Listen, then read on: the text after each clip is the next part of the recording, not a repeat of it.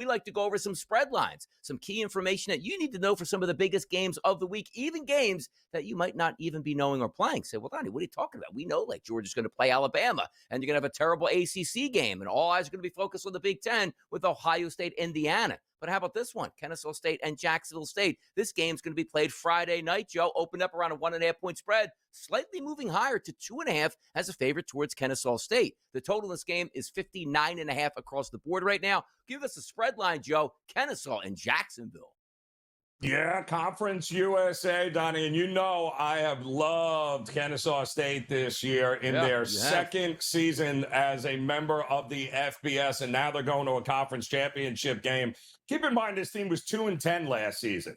Fire their coach, they get a new head coach, they get new guys in there, and now they're in the Conference USA Championship. And the same thing with Jacksonville State, by the way. Don't forget, Rich Rod was their head coach a year ago, did a pretty good job with the program. Now he's at West Virginia, and these two teams played back on November 15th. Jacksonville State won 35-26, was woefully outgained, and the only reason they won is because Kennesaw State through the 4 interceptions in the game, had a -4 turnover. But that's not stopping the bettors here, Donnie, because Jacksonville State was the 1.5-point favorite at the open.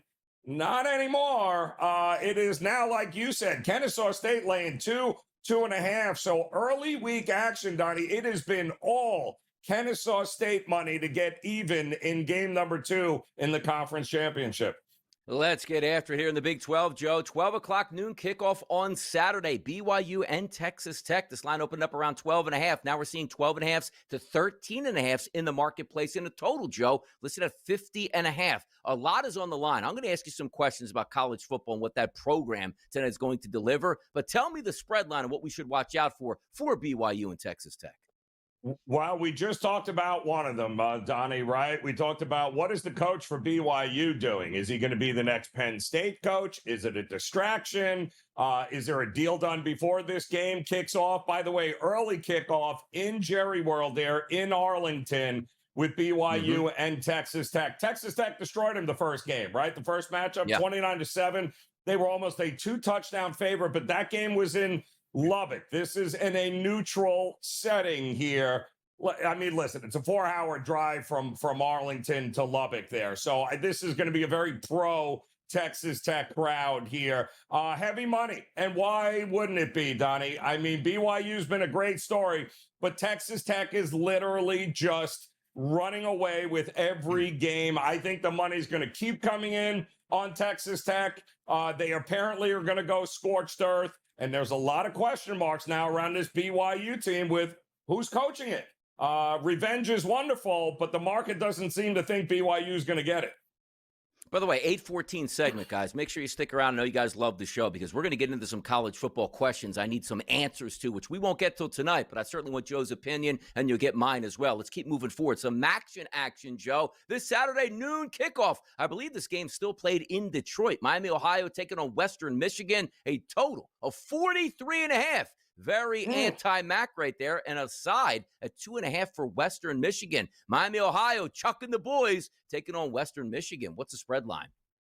Yeah, I mean, Miami, by the way, of Ohio did beat Western Michigan during the regular season, 26-17 here. But both of these teams were tied 6-2 in the conference. That's how they got to this MAC championship. And you know, Donnie, I've been riding Western Michigan and that underrated defense all year long. The problem is Miami of Ohio's quarterback, DeQuan Finn, left the team because he wants to get ready for the NFL draft. What?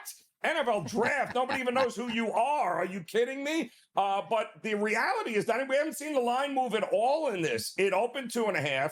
It is at 2.5. We did see, obviously, a little money tick to the under. This is going to be a game all about the defenses. So I agree with the move to the under in the total. I don't ever think this gets to 3, Donnie. So I think what we see is what we're going to get.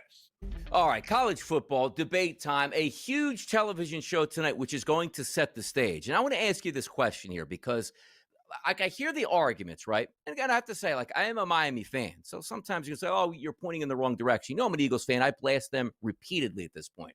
But when I honestly look at the criteria to get into a college football playoff, and we're not going back 25 years where it was 2 teams that got in and people were voting on mythical national champions. There's much better ways to do it now that we have 12 teams in. I don't agree with the automatic buys because you're not getting the best 12 teams in. It's more of an invitational as opposed to the best teams get it.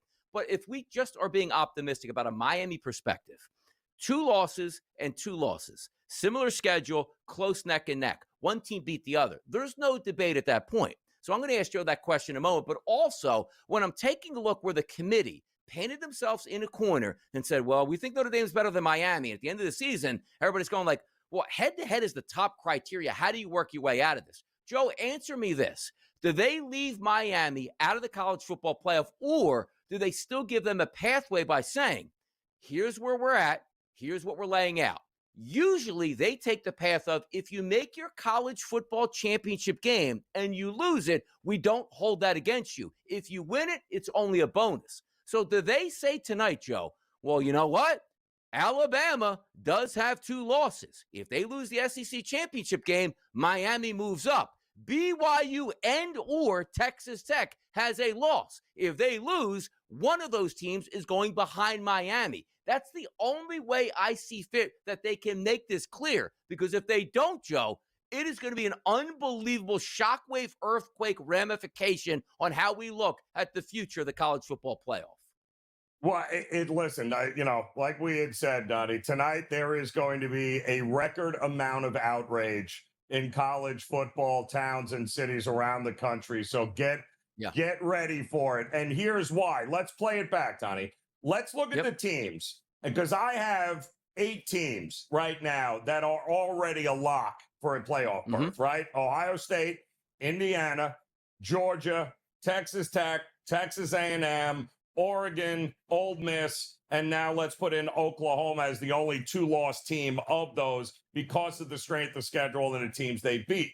So that means, Donnie, 2 more bids will go to the 4th and 5th highest ranked conference champs, one of which will be either the American champion, right, or the Sun Belt champion. And that means we have way more. We got 2 spots open that have to go to a number of 2-loss teams that all think they considered, right? Notre Dame, BYU. I mean, you've got all the Miami, you got all these other teams just on the outside looking in, which means this ranking tonight matters, because are you going to jump anybody if you're 13 or 14? No. Like, you have to be, Miami has to be ranked tonight to a spot where if somebody is to lose a conference championship game, it opens the door, I think, for the committee to slide them right in, even though they don't have to play another game. So tonight's ranking means everything for anybody on the outside looking in right now.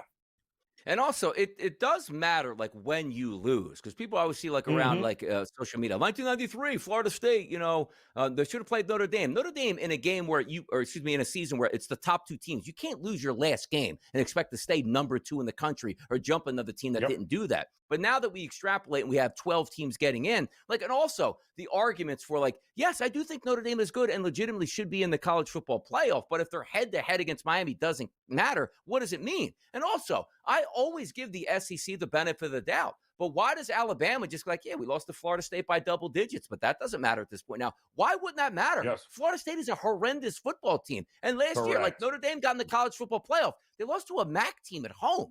We can't play these, semantics. When you play the game on the field, I don't care if it was played in August or December. If you beat that team straight up and you're similar in the polls, if you would have said Notre Dame is number 2, Miami is 19, yeah, I get it. They're not going to jump 17 spots. But number 9 and number 12 and I beat you, it's hard to hold you out of it. But again, Joe, there's a chance for the committee, which they don't want to look bad or be embarrassed or have people too flustered. The way to get Miami and Notre Dame is to say, look, if Texas Tech gets beat or BYU gets beat, they're out of it. That's 2 losses and the most recent loss. If Georgia ends up knocking off Alabama, well, that's going to take place. But also, Joe, what happens if Georgia loses and drop the 2 losses at this point with the recent loss? There's so many ways that the committee can play this up by saying, Miami, you're not going to get a chance to play for your championship game here, but here's a way you can get in. Because honestly, If they said, Miami, you're not getting in unless this happens, and it doesn't happen, well, then you live with it at that point. But if Miami's completely shut out after tonight, where no matter what happens, which includes another 2 or a 3-loss team, like Alabama gets in as a 3-loss team over Miami, that can't happen, Joe. It can't. Well, also, you can't. SMU losing to SMU and Louisville, both teams finished 8-4 in the season. I wouldn't view either of those as bad losses. Correct. It's not like they lost to Florida State, who was awful. But I would also caution. I wouldn't exactly declare the Alabama Crimson Tide safe because they barely made the cut last week. And the committee has no obligation to protect the conference championship loser.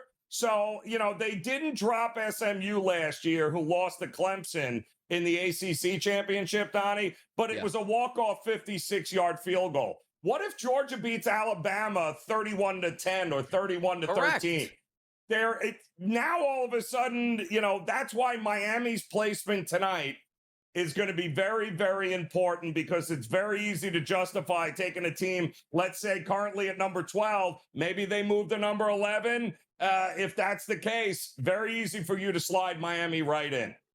And again, we wouldn't have any of these issues or be screaming at this point right now, because it feels like they have to expand to at least 16 teams if you're going to give auto bids to conferences that shouldn't be in the college football playoff. Like, if you just remove those group of 5 teams, you'd say, okay, Miami gets in, and also Notre Dame gets in, and maybe Vanderbilt can squeeze in an argument for Texas. That's one thing here. But that's what you get so upset about, which I don't think Miami and or Notre Dame are going to win a championship. But I'll tell you right now, they have a better chance in North Texas at winning a championship at this point. And that's the issue that we have. I don't know if it's going to get explained tonight, because they have horrible explanations week to week, but there is nothing set in stone where they've been telling you one thing for weeks. They can change it up and make their mind a different situation. The first time I'm going to watch it is tonight. I can't wait to see what the committee has to say.